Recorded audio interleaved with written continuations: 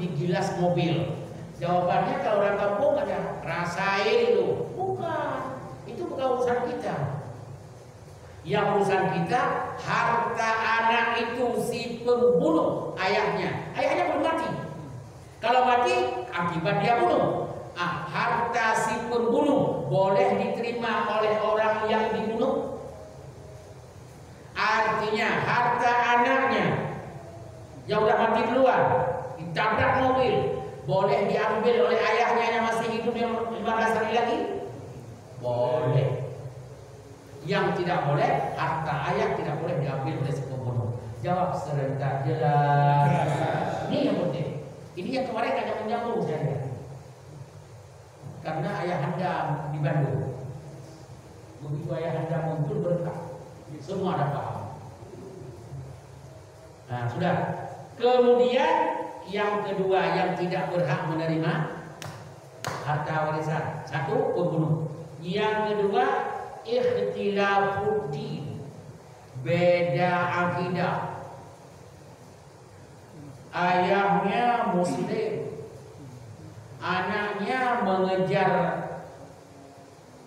putri orang, anak orang. Akhirnya kata si perempuan yang non muslim, kamu kalau mau nikah dengan saya masuk dalam Hindu, agama saya Hindu, atau kamu menganut agama Buddha karena saya Buddha. Tapi kalau kamu mati Islam saya nggak mau terima. Akhirnya anak ini murtad, bergabung dengan agama calon istrinya.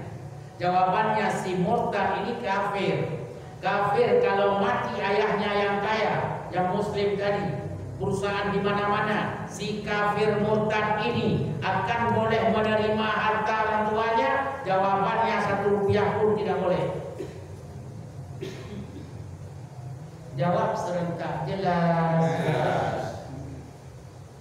Namanya ikhtilafuddin, beda akidah, beda agama. Maka di sini dengan kalimat cukup keras berbicara pengarang kitab ini. Fala yaitu kafirun muslimah. Anak yang durhaka murtad, si kafir tidak boleh menerima harta warisan dari muslim. Meskipun anak kandungnya. Jawab serentak jelas. Sudah. Ada hadis enggak? Kan begitu. Ini jangan-jangan fatwa asal-asalan, fatwa kaleng-kalengan. Jawabannya hati-hati. Ini pengajian yang diberikan kepada jamaah ini vitamin kelas kakao. Vitamin betul, ini bukan kaleng-kalengan. Dari mana? Hadis riwayat Imam Bukhari. Memang ada yang lebih kuat dari itu. Dan Imam Muslim, kuat. Hebat sekali. Kata Rasulullah, la yarisul muslimu al-kafira wala ya kafiru al-muslimah. Orang berbeda akidah tidak boleh menerima harta warisan. Jawab serentak jelas.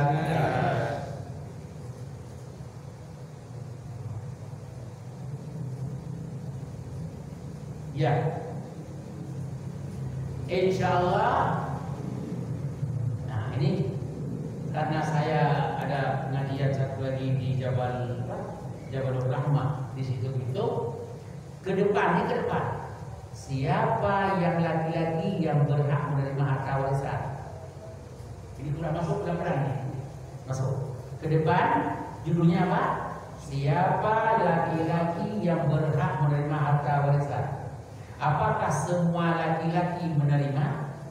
Kita lihat siapa yang berhak menerima. Nanti di pengajian akan datang. Mudah-mudahan saya masih sehat dan kita semua sehat. Dan besok pagi mohon doanya, saya ada undangan untuk berorasi boleh di Sigli. Aceh. Ya, 3 jam terbang. Jam terbang 3 jam, kemudian di mobil beberapa jam lagi nanti di Sigli. Jadi besok saya berangkat. Sebelum berangkat ngisi dulu di Bank Mandiri subuh. Nah ini setelah ini ke Jabal Rahmah. Bank Mandiri nanti besok subuh pulang Bank Mandiri langsung ke airport. Doakan sehat, amin. Amin. Jangan doa nggak sehat saya. Kenapa? Nggak ada yang ganti nanti. Pak Reza siap gantinya? Belum. Saya yakin nggak ada yang siap begini ini. Cuma kalau diajak makan Indomie kayaknya mas semuanya sehat, siap semuanya. Tapi yang begini ini susah mau siap. Saya coba begini. Ada pengajian di Legoso. Saya tidak ada pergi haji. Saya akan tinggal mau terima orang. Begitu diganti lain dia cerita. Entah apa ceritanya. Kitabnya di mana yang dia ngomongin apa. Nah, ini seperti ini memang nggak ada pewarisnya. Pak Bambang atau mungkin mau ganti, nggak ada yang siap. Memang yakin. Maka mohon doa bapak-bapak dan ibu-ibu sekalian supaya saya dan kita semuanya sehat walafiat. Amin. Baik, itu saja. Mungkin ada yang menyampaikan. Ya, udah jelas, tetapi jelas ada yang belum jelas. Karena persoalannya itu memang ada hal-hal yang menurut perhitungan bapak-bapak atau ibu-ibu ini sebenarnya perlu ditanyakan. Seperti ada lanjutannya per masalah ini. Nah, lanjutannya itu mungkin ada di dalam hati bapak-bapak. Mohon supaya itu disampaikan sehingga kejelasannya itu menjadi 100%. Betul-betul tidak lagi dipertanyakan karena sudah jelas betul. Jelas betul. Ya, siapa yang mau bertanya? Pak Haji. Siapa? Pak Mulyono, silakan Pak. Assalamualaikum warahmatullahi wabarakatuh. Jadi sebuah pelajaran matematik yang salah. Kalau yang ini ingin saya pertanyakan, mungkin kan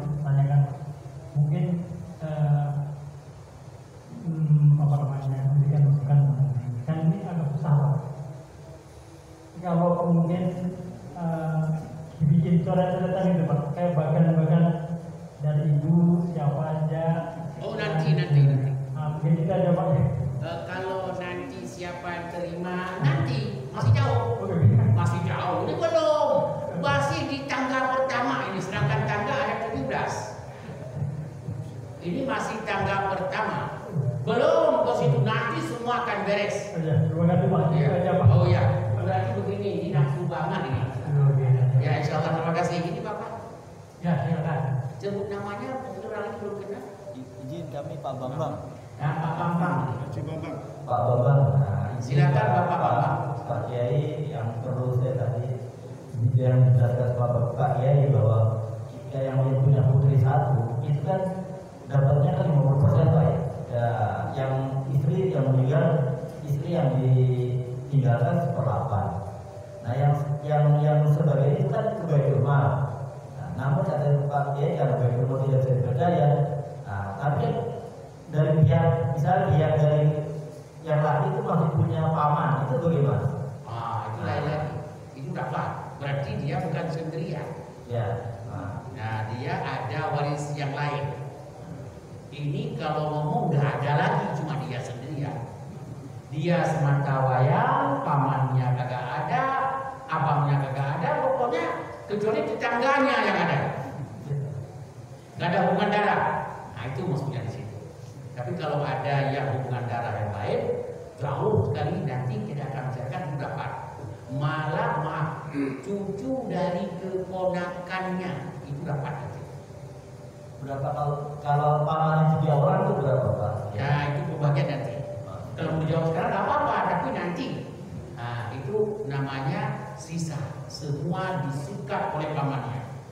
Kalau pamannya laki-laki, semua disikat oleh pamannya. Anak itu hampir 1/2. Pamannya sisanya. Itu jadi pengganti baitul mal.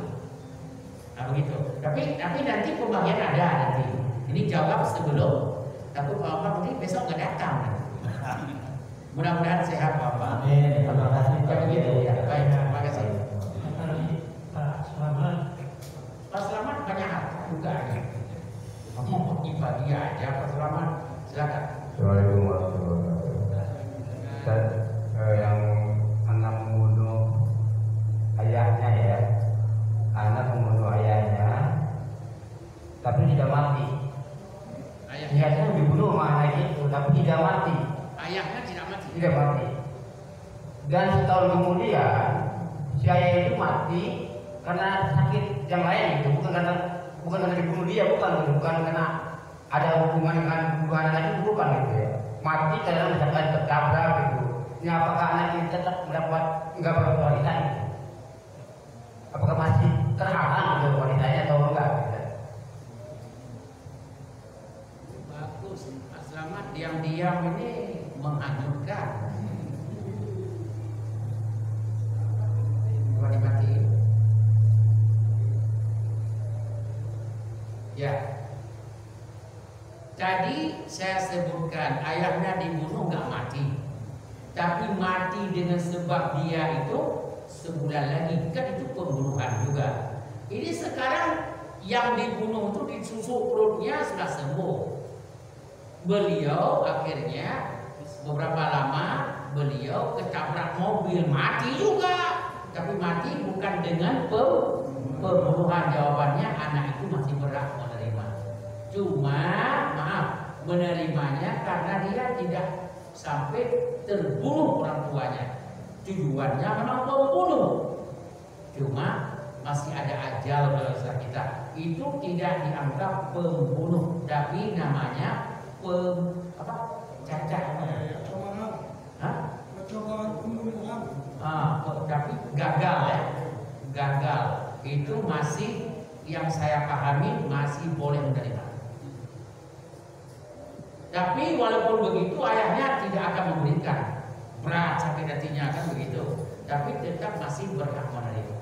Kalau wasiat ayahnya tidak boleh ngasih? Wasiat untuk yang berhak menerima nggak boleh wasiat. Umpamanya begini, ini, Anda benci dengan istri atau istri benci dengan suami karena sudah 6 bulan nggak pernah seranjang, sakit hati betul. Akhirnya salah satu dari orang sakit, dia pesan kepada anaknya, kalau saya meninggal dunia karena istri, ayahmu itu harta saya sedikit pun nggak boleh diterima. Meninggal istri itu, pesannya tidak boleh diterima, tetap diterima, karena nggak boleh wasiat yang bertentangan dengan hukum Allah. Jawab serentak jelas. Yang lain? Oh ini semangat ini semangat. Ini ada satu Pak Ustaz, Pak Ayanda, ini Pak Sapagli, ini 2, Bapak ini ketua bagian pengajaran 3. Kalau gini nggak diterima jawabannya pertanyaannya, saya nggak bisa datang lagi di sini. Silakan, singkatnya saja. Waalaikumsalam.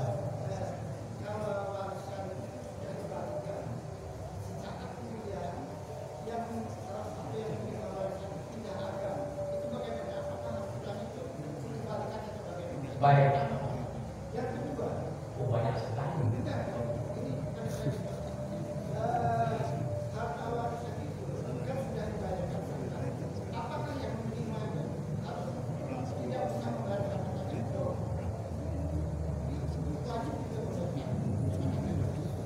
Dua-duanya pertanyaan bagus. Yang pertama, anak orang itu meninggal dunia dikasih hartanya kepada anaknya. Baru setelah pembagian harta diterima semuanya, baru 1 hari menerima harta warisan, murtad salah satu anak itu. Jawabannya murtad setelah pembagian harta warisan, tidak boleh dicari kembali harta warisan itu. Itu sudah milik si murtad tadi. Yang pertama, yang kedua, harta sama orang tua itu sudah dikeluarkan zakat. Zakat selanjutnya 2 bulan lagi baru wajib zakat lagi. Meninggal yang pemilik harta ini, padahal 2 bulan lagi sudah wajib zakat kan?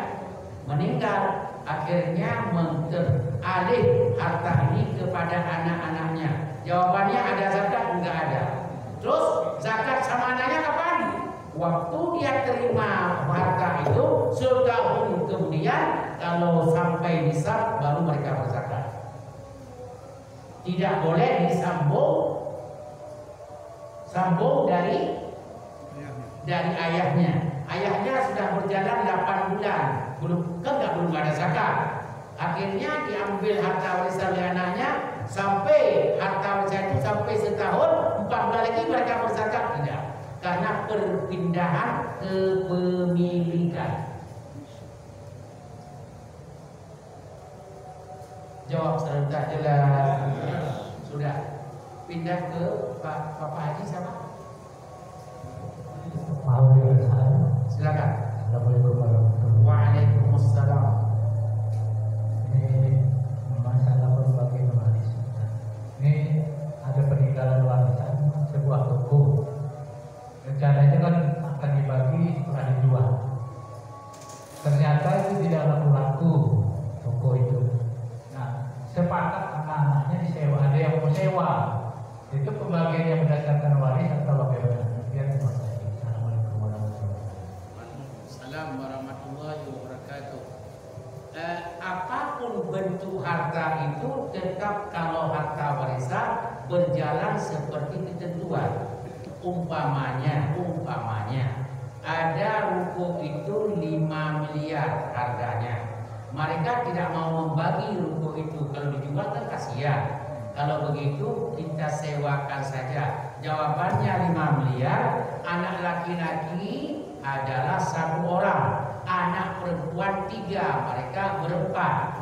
Laki-laki itu 2 miliar hak dari ruko itu. Perempuan 1 miliar, semuanya 5 miliar. Begitu hasil sewa, dapat sewa 1 miliar, itu dibagi 5. Si laki-laki dapat 400 juta, si perempuan setiap orang dapat 200.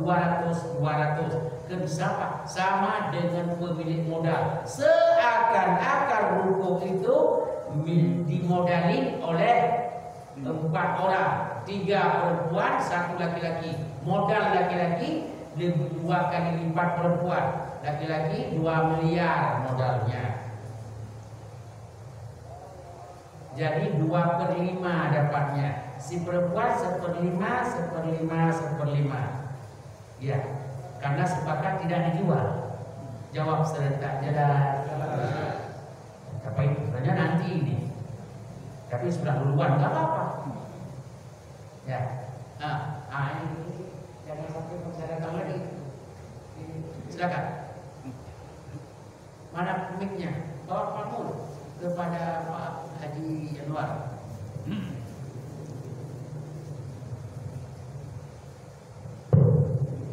Terima kasih Ustaz. Di masyarakat kita secara realita itu ada terbagi beberapa orang. Maksudnya terhadap hukum waris itu. Terhadap hukum waris menurut Al-Quran dan Sunnah. Pertama adalah orang yang benar-benar menolak apa itu hukum waris. Saya nggak mau itu sudah kadaluarsa, expired, atau sudah nggak cocok lagi. Itu pertama. Yang kedua, apa konsekuensinya terhadap yang pertama? Yang kedua, saya tahu hukum itu benar dari Allah dan Rasulnya, tapi saya nggak mengamalkan. Saya akan pakai yang bukan cara saya. Ada 3. Yang ketiga, kapan paling bagus waktunya membagi harta warisan? Kenapa? Kalau setahu saya konsekuensinya seperti tadi.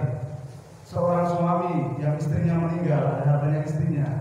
Padahal bagian suami adalah kalau dia punya anak adalah 1/6, kalau tidak punya anak 1/3. Berarti ada harta-harta yang kalau tidak segera dibagi akan digunakan oleh suami yang itu bukan hartanya. Begitu juga suami yang istrinya meninggal. Istri yang suaminya meninggal atau orang tua bapaknya meninggal dan tidak segera dibagi. Kapan sebaiknya waktunya? Karena biasanya di orang Indonesia yang saya tahu orang Jawa lah rata-rata itu di ditunda-tunda sampai kalau bahasa saya itu namanya sampai tinggi sekambang.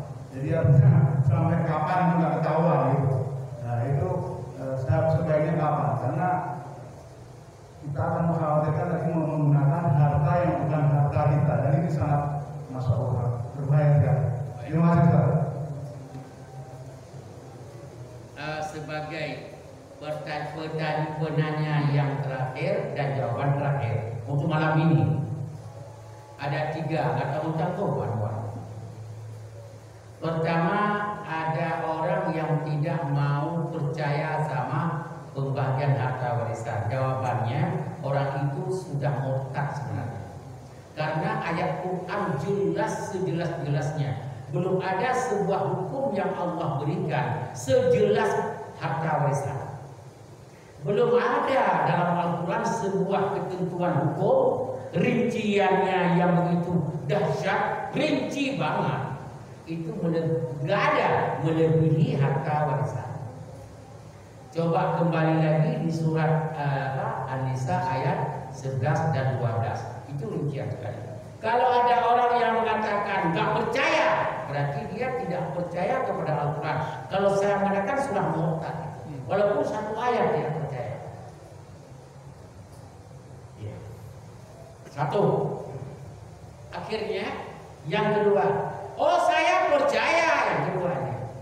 Saya percaya Al-Quran surat An-Nisa ayat 11 12 betul, cuma saya nggak mau mengamalkannya. Bukan kadaluarsa, bukan. Saya mau mengamalkan yang lain. Karena anak saya kan sama juga laki-laki perempuan. Ini orang ini seperti dalam Al-Quran disuruh salat, orang ini nggak salat, sama aja. Orang dalam Quran salat, tapi dia nggak mau salat. Dalam Quran puasa, dia nggak mau puasa. Sama dengan harta warisan, tidak dia ngamalkan. Sama. Azan, datang ke masjid, dia azan, nggak mau datang, malah datang keluar masjid sana. Begitu harta warisan, bagi begini dia nggak mau, dia bagi sesuai dengan kehendak dia. Sama dengan orang ingkar, orang tidak sholat, tidak puasa, tidak zakat, tidak berhaji, sama. Jawab serentak jelas. Sudah 2. Yang ketiga ini, yang ketiga, kapan waktu kita membagi harta warisan? Belum pernah Bapak mendengarnya. Kalau dengar baik-baik, harta warisan tidak dibagi. Sudah dibagi oleh Allah. Sudah ada pembagiannya, Anda enggak hak bagi. Cuma Anda menentukan yang laki-laki sekian persen, yang perempuan sekian persen, ibunya sekian persen, atau ayahnya sekian persen, kakek neneknya sekian persen. Itu sudah ada yang bagi Allah. Anda tidak perlu membagi harta warisan, cuma menentukan yang mana yang sekian persen itu. Rumah ini berapa persen? Oh 7%. Berarti ini lebih. Anda gunting kasih kepada yang lain. Itu penentuannya. Membaginya nggak ada. Hak Allah yang baginya. Tapi menentukan yang mana hak kamu, itu yang tugas kamu. Jawab serentak jelas. Contoh.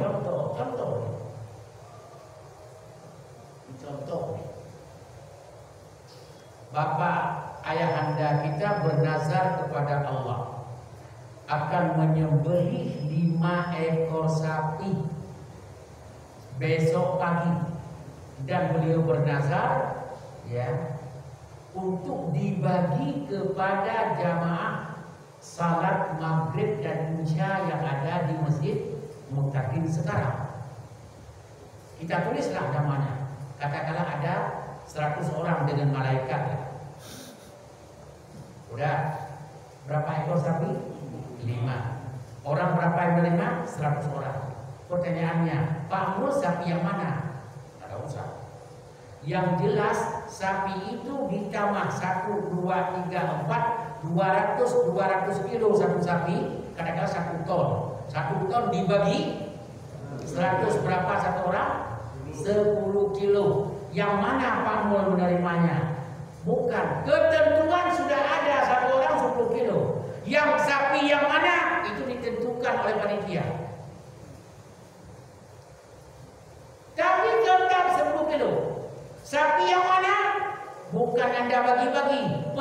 perempuan Anda sudah dibagi oleh profesor sebagai pemilik. Allah telah mengatakan yusikumullahu fi auladikum, surat An-Nisa ayat 11. Lidzakari mithlu hadzil unthayain.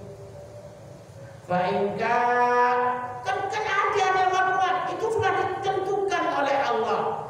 Terus sudah dibagi oleh Allah. Tinggal yang mana yang jatuh kesimpulan, rumah atau kebun atau motor atau mobil, itu yang berhak Anda memperjelaskan, bukan membagi harta warisan.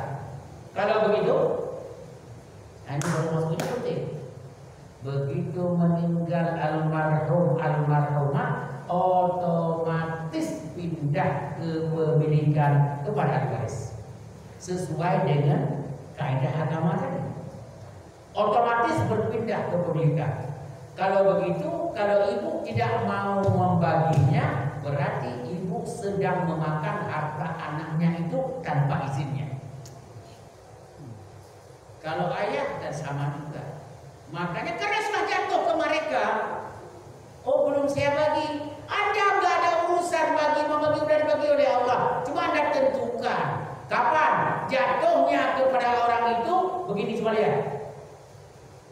Meninggal dunia langsung pindah ke kepemilikan, sama seperti genset dengan listrik. Mati listrik, genset hidup otomatis. Listrik mati, genset hidup. Datang listrik, genset mati. Sudah otomatis itu. Begitu mati orang ayah, mati. Detik itu pula hidup genset. Artinya anaknya sudah jelas kepemilikannya, cuma belum ditentukan.